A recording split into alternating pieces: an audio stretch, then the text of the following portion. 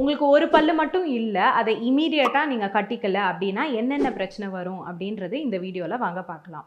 பற்கள் எப்பவும் பக்கத்து பக்கத்துல மத்த பற்களோட சப்போர்ட்ல இருந்தா எந்த பிரச்சனையும் வராது. ஏதாவது ஒரு பல்லு இல்லைனா கூட அதுக்கு ஆப்போசிட்லயும் பக்கத்துல இருக்கிற பல்லுலயும் என்னென்ன ப்ராப்ளம்ஸ் வரும்னு வாங்க இந்த வீடியோல பார்க்கலாம். ஃபர்ஸ்ட், அதுக்கு ஆப்போசிட்ல இருக்கிற பல்லுக்கு சப்போர்ட் இல்லாத காரணத்தினால கொஞ்சம் கொஞ்சமா வெளியில வர ஆரம்பிக்கும், வளர்ந்து வர ஆரம்பிக்கும். இதை சூப்ரா இரப்ஷன் அப்படின்னு சொல்லுவாங்க. இது காலப்போக்கில் கொஞ்சம் கொஞ்சமா லூஸ் கொடுக்க ஆரம்பிக்கும்.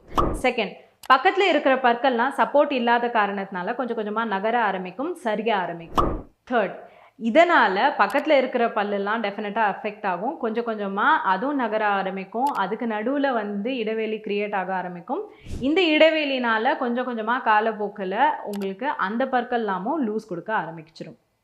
ஒரு பல்லு இல்லைன்னா இவ்வளோ பிரச்சனை வரும் அப்படின்னு என்னைக்காச்சும் யோசிச்சு பார்த்துருக்கீங்களா?